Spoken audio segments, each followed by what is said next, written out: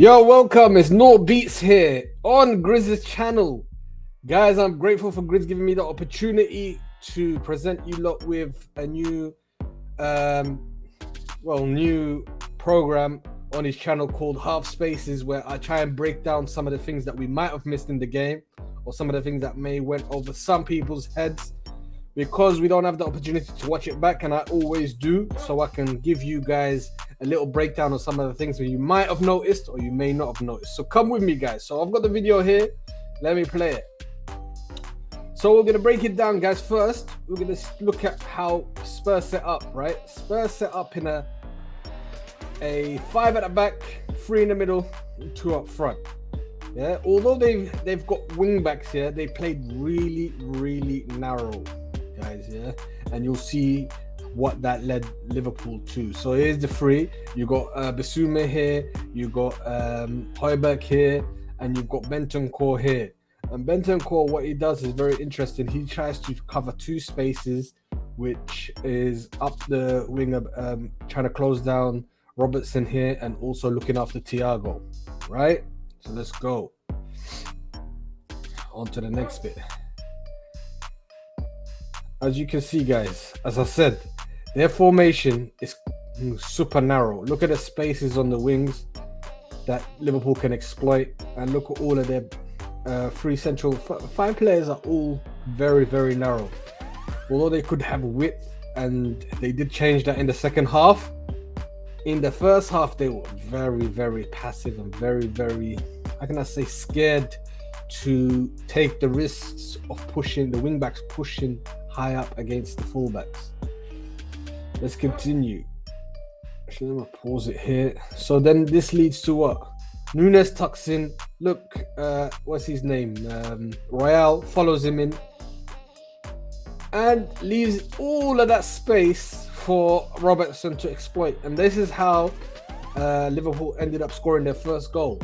But this was, look, 48 seconds, guys, and it shows you exactly what the intentions were that Liverpool came to do, and if that is exploit their wings. And the reason being is the fullbacks of Liverpool were told early on that they need to exploit that, because Nunes was sometimes going wide, sometimes coming in, and that confused Royale. Should he go with Nunes or should he go with Robertson? And that was an excellent ploy from Liverpool, but we'll see how Spurs dealt with that. Let's go. So here Liverpool's building up nice from the back, and then you've got here Perisic and Kane. They press up on the 2 centre backs, and then Bissouma will come on Fabinho. There's Bentancur, as I said, he's looking after Thiago and Finn. And here, this is some of the rare occasions that what's his name, the fullback or the wing back on the left side for Spurs went and pressed on Trent very high up, but Liverpool bypassed it with the bravery of Konate's pass. And let's see his pass. He passes it into Salah, who then Salah gives a first time ball to Elliot here. Like, their names are escaping me for some reason, guys. So Elliot here, look at the amount of space he's got now, and look at the passive nature of the centre backs for Spurs. They've got the advantage, the number advantage here. They could go and press Liverpool here, but they don't. I don't know why. Look, he's hesitating here. Longley is hesitating. You've got Dyer here not pushing up on Firmino properly, and you'll see how it leads to the goal, guys. Yeah, look at this. Elliot has already shown his intention, and look, Dyer's body language, he's going back. He's just thinking about, I need to worry about Nunes. And look what Nunes has done. He's attracted Royale when it could have been, hey, Longley, you get Firmino, I get Nunes, and you go get Robertson. And this is how they kill themselves, Spurs. But Liverpool did well. They exploited that. So you'll see next. Firmino gets the ball. Look, he completely dropped off. And look at now the space that number 1A that Firmino's got. And look, This guy is just going back as well to make it a back five. Nice, yeah? And it's a narrow back five, a very narrow and passive back five. And the two things that you can't be compact and passive, guys. You've got to be compact and aggressive. And the reason is because you don't want the players picking out passes and exploiting you on wherever their space is. Yeah. And usually when you're compact, the spaces are on the wings, right? So let's go. Then Robertson obviously gets it. Now look what you've got. You've got 4v4 when Robertson is crossing it. Both this is fine. However, look at the cluster here. Yeah. And look at the midfield, how passive they are. They should be coming in here to close this gap here. The rest are going to go push back all the way to the penalty spot, and these guys should be on the line, but they don't. And you'll see what it leads to. Look. Nunes controls it, yeah? And it's not like the best control. It's a decent control. The reason what makes it a decent control is because the space he's been given. Bissouma, Højbjerg, Bentancur is just completely just watching it. Royale went out to Robertson. However, and you'll see how passive these guys are, yeah. In my man here, I keep forgetting his name, but he's looking after Elliott. But watch how passive he gets. He should go aggressive onto the danger. Whenever Salah receives it, he should be on him. But watch, yeah. Look. Nunes is passing to Salah, and he's still, look at the body language. The body language tells you, oh, Højbjerg can come in here and block that pass, but he's just watching. This is ball watching. Liverpool do it as well, and Liverpool will do a lot of that in the second half, and I'll show you how. But this is how they concede. Passive defending is never a good thing. Let's go. And obviously Salah bangs it in. Now let's go to the second example. This is now Liverpool in the second half, right? This is what I don't like about Liverpool when they go into this 4-4-2. Yeah? And the reason I don't like it is because they're not used to it and they don't know the triggers of what to do. So here's a 4-4-2. It looks okay. However, I'm going to show you the issues with this. Boom. Here's the issue here. The gap between the center, the back line and the midfield. These guys are too flat, and this is why I prefer the 4-3-3, because you can cover angles. Firmino can get in certain places, and the passes can't be made. This pass is made very simply. He's got his back to goal. He's going to go on a half turn, boom, and they can go for the through ball.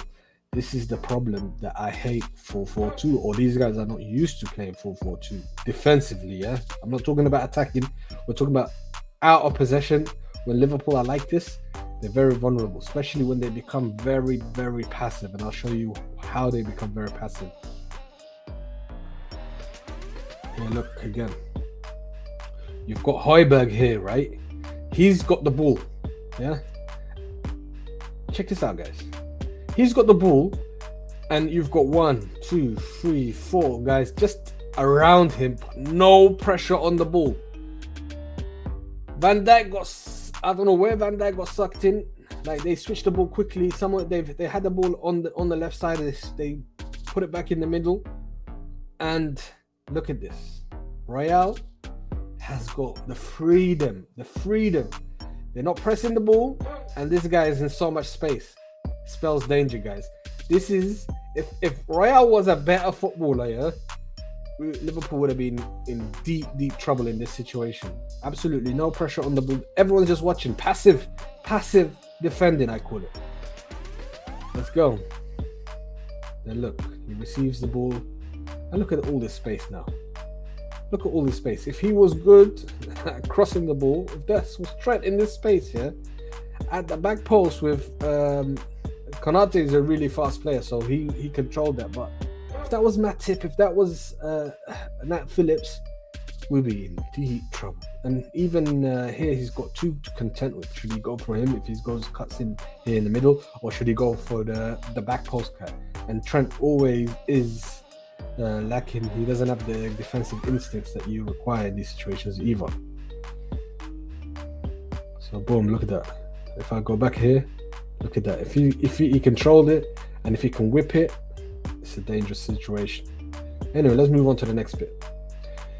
Here now, Kulusevski comes on, and he starts operating very well in the half space as well as in between the lines.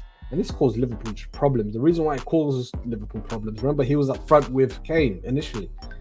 However, Van Dijk never followed him and was never aggressive in closing him down. And he started to end up getting space. And look, Van Dijk. Look how far off he is. He should be around here, closing the gaps. Fabinho should be around here. Robertson should be like, there's no one in behind you. I don't understand why you are like so passive and just watching players. Then this is how we conceded against Leeds. Passive defending is an issue. If you're not aggressive and you leave spaces, you can get absolutely hurt here. Let's go to the next bit. Look again. This is Liverpool's front two: Salah, Firmino, Nunes, Thiago, Fabinho, Elliott. Look who's operating in between the lines in the half space by himself. Konate is doing well here. He has gone tight with Kane, but Van Dijk hasn't. Passive, guys, passive. Look at Van Dijk. Look at Van Dijk, guys. Be honest with me. Look, Konate's body language shows you he's ready. He's ready to go either block any passes into Kane, or if it goes behind him, he's ready to run. Van Dijk looks like he's not interested. He's just watching the game. Let's go to the next example. Again, look where Kulusevski is. Look at the space. Look, this is passive. They're all watching now. They're content with the 2 goals and they're thinking, go on, Spurs, do your thing. And then this increased the pressure, invited more pressure, and caused us super problems, yeah? Especially what didn't help is Liverpool couldn't control the ball or pass the ball to save their life as well in the second half. But anyway, let's continue. Here. Nunes is watching now. He's tired. He's passive. Robertson's passive. Thiago, super passive. He should be on this side or at least tracking that run because it's obvious. You can see it's going to be a pass here and then a pass inside. And then what absolutely baffled me was his decision to go on the outside, Thiago. I don't know what he was doing to try and do here, but Thiago should have been closer. Look, this is his original position here, but he should be around here. And then Liverpool controlled that situation. Dare I say, if it was Genie, he'll be here. Now check this out, yeah? The play continues. Boom. Look where Thiago is. He should be goal side and on the inside. Yeah? And Van Dijk, you tell me what he's doing right here. He should at least be blocking either this side or the pass here. And it would have been less dangerous to have the ball here. But it is what it is. Sometimes you can't control every facet and it'll be like nitpicking. However, Van Dijk causes a lot of these issues by being very passive. And sometimes it's good to be laid back, but sometimes it absolutely kills us, right? And then the last example I'm going to give you is Trent. Trent has a tendency not to scan, and I've told you guys, if you come to my channel, subscribe, come to my channel, and then you'll see when I discuss Trent never scans. All right, here's the ball. Yeah, look, the ball is around here, right? Now Trent should be taking pictures or like taking information and who's around him, right? And what happens is, just keep watching him. Yeah, I'm gonna play it. I just want you to watch him to see if he ever looks behind him or like, you know, checks his shoulders or starts to scan as to what's around him. He's just ball watching right now. Ball watching.